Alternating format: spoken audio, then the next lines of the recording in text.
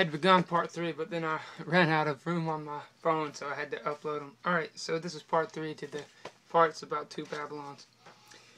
This is an introduction.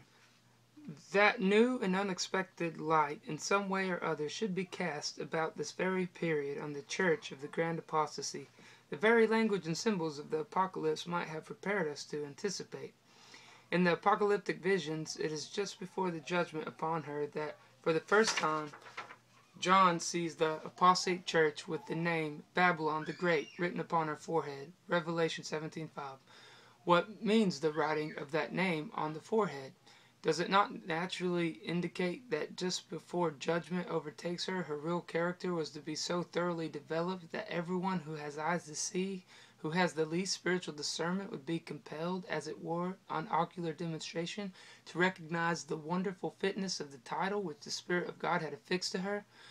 Her judgment is now evidently hastening on, and just as it approaches, the providence of God, conspiring with the Word of God, by light pouring in from all quarters, makes it more and more evident that Rome is in very deed the Babylon of the Apocalypse, that the essential character of her system, the grand object of her worship, her festivals, her doctrine and discipline, her rites and ceremonies, her priesthood and their orders, have all been derived from ancient Babylon, and finally that the Pope himself is truly and properly the lineal representative of Belshazzar.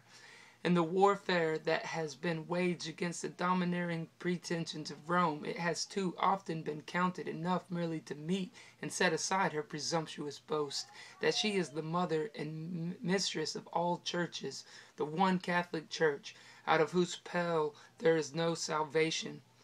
If ever there was excuse for such a mode of dealing with her, that excuse will hold no longer. If the position I have laid down can be maintained, she must be stripped of the name of a Christian church altogether. For if it was a church of Christ that was convened on that night, when the pontiff king of Babylon, in the midst of his 1,000 lords, praised the gods of gold and silver and of wood and of stone, Daniel 5:4, then the Church of Rome is entitled to the name of a Christian church, but not otherwise.